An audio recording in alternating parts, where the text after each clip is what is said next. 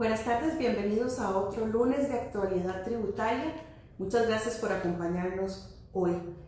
Nos acompaña Raimundo Bolio, director de actualidad tributaria, a quien le hemos pedido que venga hoy a hablarnos del tema de cambios en factura electrónica. Muchísimas gracias por acompañarnos hoy.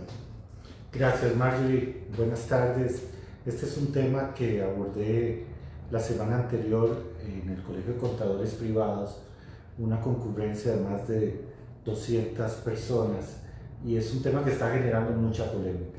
Es interesante, Raimundo, porque uno pensaría que después de más de un año de tener vigente la factura electrónica, pues ya la dominaríamos, y la realidad es que hay muchas dudas todavía, tenemos todavía cambios que se acaban de ingresar y cambios que vienen.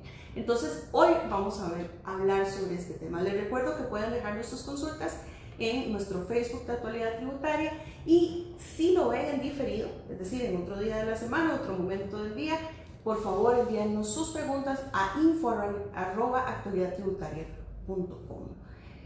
Raimundo, por favor, empiezo yo preguntándote, ¿cuáles son los últimos cambios que se registran para factura electrónica? Específicamente en el tema de factura y de comprobantes electrónicos, hemos tenido un año muy agitado.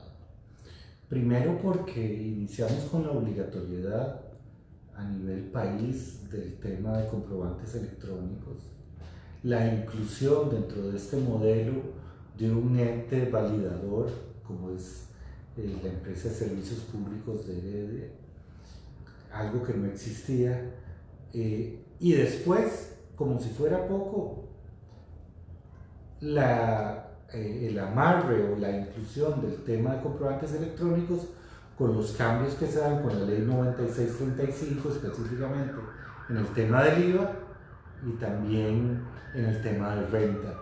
¿Por qué hablo de cambios? Bueno, porque eso provocó que se engarzara todo el tema de la reforma con los comprobantes electrónicos y la inclusión en normas reglamentarias de todo el tema de la regulación sobre comprobantes.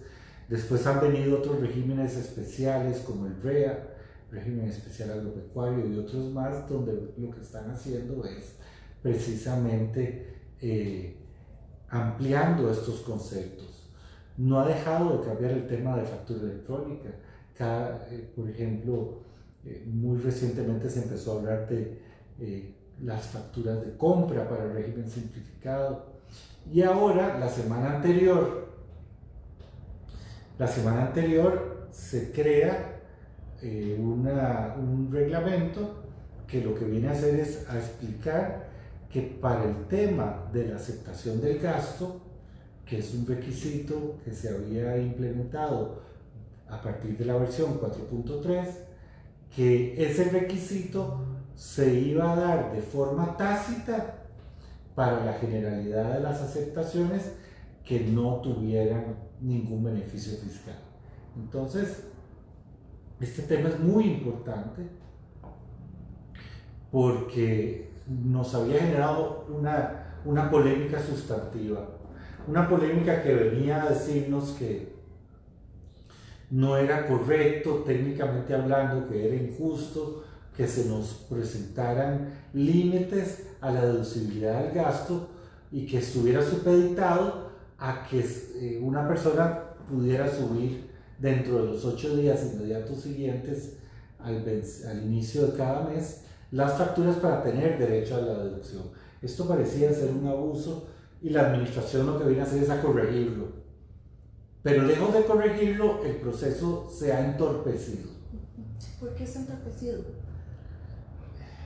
Se ha entorpecido primero porque el reglamento, y parece ser que fue un SAFIS técnico, supedita esta aprobación tácita a que el usuario no tenga beneficios fiscales.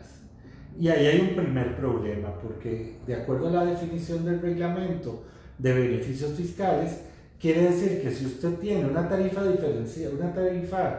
diferenciada, es decir, que no está en el 13, que si usted tiene exención, si usted está en cualquiera de los regímenes especiales en tiendas de exportadores, zonas francas, canasta básica, o si está en construcción, en fin, los mismos profesionales liberales para casos de servicios médicos que tienen una tarifa del 4, cualquiera de esos casos ya se entendería como un beneficio y tendrían que seguir con el proceso de aceptación manual. Y obviamente esto genera algún grado de confusión. Es más, el tema fue tan interesante que la semana anterior, que todavía teníamos otro director, un excepcional director de tributación, don Carlos Vargas, entiendo que en una entrevista que dio en un medio radial, dijo que eso había sido un error y que estaba en proceso de cambio. Lo que sucede es que los efectos de este reglamento son desde el día 10 de febrero y tenemos una primera aceptación tácita, que sería la aceptación que tendríamos que realizar a partir de la próxima semana en el mes de marzo. Y si esto no se corrige, entonces aplicaríamos el reglamento tal y como está. Tal y como está, eso quiere decir que usted le recomendaría a todas las personas que hicieran el proceso tal cual se estaba haciendo anteriormente, o como se hizo en febrero, por ejemplo. Sí, en enero.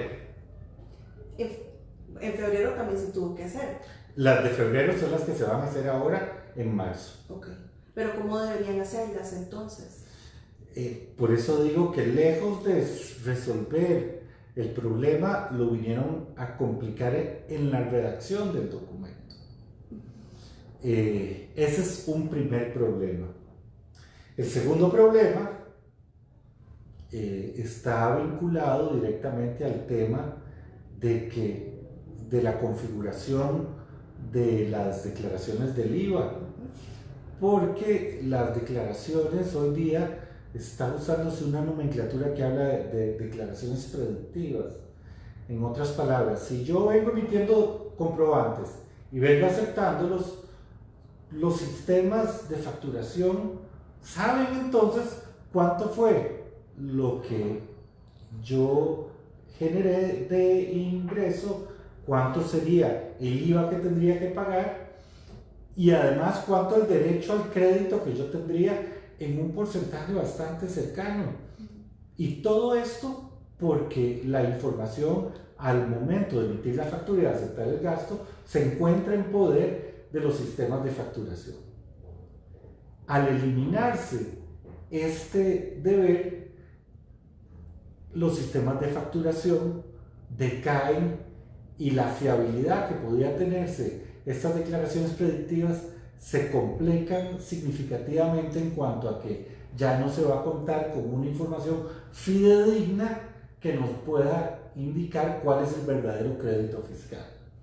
Entonces, el efecto, lejos de generar un beneficio inminente, nos genera una complejidad principalmente asociada a los contadores, pero es que esto también es un problema de todos los contribuyentes porque necesitamos que las declaraciones sean fiables, sean congruentes, y no podríamos pensar que por la contabilidad ordinaria se va a tener que cobrar la misma tarifa si lo que se está haciendo es teniendo que regresar a levantar vía XML, por ejemplo, la información asociada a los gastos. Entonces este es un problema.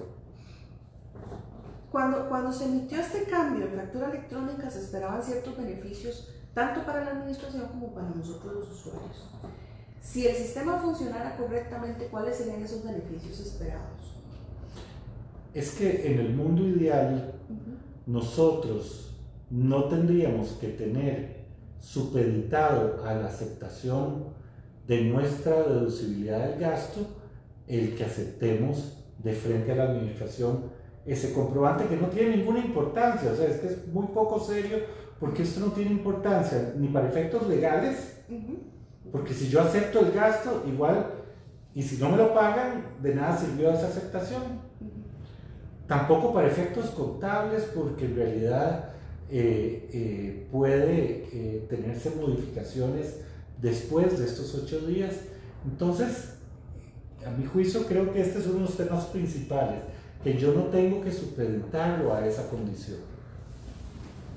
Pero sí es necesario que el gasto se acepte para poder elaborar declaraciones correctas. Entonces, ahí lo que se ha invertido es un tema que más asociado a la aceptación del gasto como un término de una sanción impropia que a la verdadera operatividad del sistema como debiera ser. Queda una semana para que termine febrero. Si de aquí al próximo lunes no está corregido ese tema, ¿qué le recomendaría vos a todos los que tenemos que aceptar gastos en factura electrónica o comprobantes electrónicos? Es que el problema es importante porque el ministro de Hacienda va a la Asamblea y anuncia con bombos y platillos la eliminación de este tema. De eso hace eco, de un lado, la Gaceta, que viene y publica el mismo lunes, hace una semana, el tema, y los medios de comunicación. ¿Qué es lo que sucede? Que muchas empresas alegremente creyeron que esto era cierto. Voy a explicar mejor. Creyeron que esto en realidad iba a ser un gran beneficio, y el problema es que muchas empresas han creado plazas especiales para personas que solo se dedican a aceptar los gastos. Y entonces aquí encontramos un divorcio entre lo que hace la empresa y lo que hace la contabilidad. Porque si yo despido a la persona que me acepta los gastos, entonces, ¿cómo vamos a tener control cierto de la recepción de esos gastos? Alguien va a tener que levantarlo, posiblemente sería la contabilidad, y eso encarecería el proceso, eso complicaría la facilidad para tener la información a tiempo. Entonces, ahí existe un divorcio entre el contribuyente y el operador de los impuestos, que usualmente es el contador. ¿Tienen más cambios próximamente? Sí, sin duda.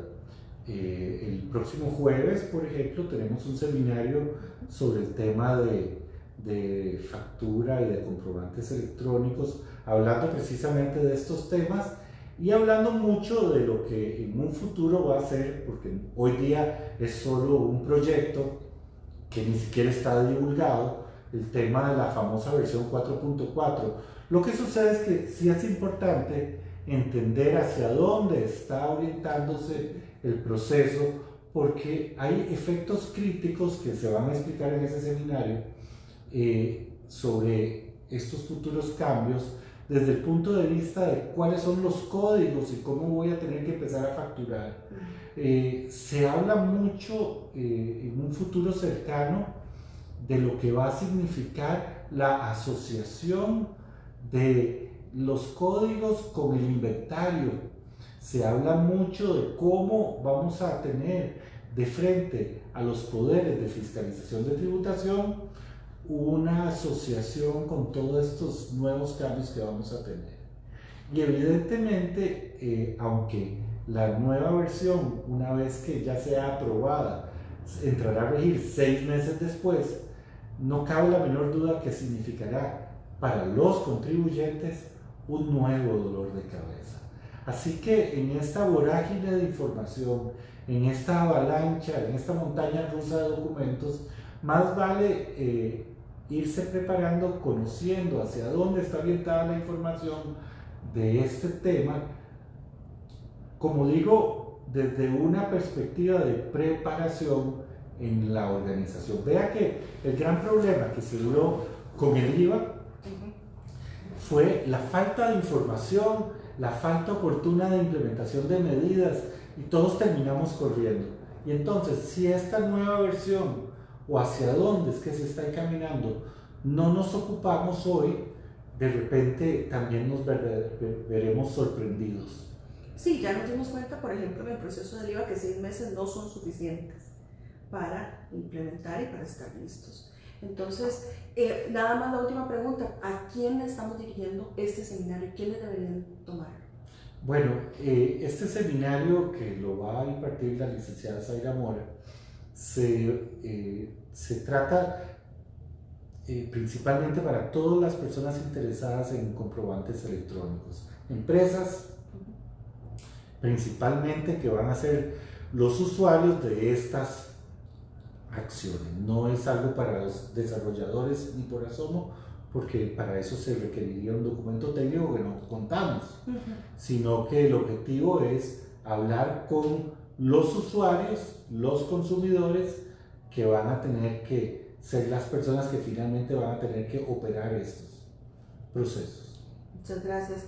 Nada más para contarles que este seminario, que va a ser el jueves 27, toda la información la pueden obtener en info@actualidatributaria.com 22484822. Tenemos una pregunta como de don Edgar Araya, me parece. ¿Cómo ve don Raimundo el tema de la aceptación en una ONG? En el entendido que esta no vende ningún bien y servicios, únicamente se dedica a ejecutar presupuestos a partir de un convenio con el donante. Una pregunta interesante. Sí, saludos don Edgar. Esto va a depender de la ONG de la que hablamos, porque el principal problema es que aunque ellos no reciben ingresos, es un instrumento de control idóneo. Entonces podría significar un buen ejemplo para realizar facturas de compra, por ejemplo. Hay ONGs que son contribuyentes, hay otras que no son contribuyentes. Y esa sería la primera pregunta que debiéramos de hacernos, porque claro está, las ONG que son contribuyentes es muy fácil, pero las ONG que no son contribuyentes tendríamos que tratarlo bajo la figura de la factura de compra en algunos supuestos para hacerlo deducible. Perfecto, muchísimas gracias. De nuevo agradecerte que nos acompañes hoy y agradecerles a todos ustedes por habernos acompañado. Nos veríamos en una semana con un nuevo tema. Gracias.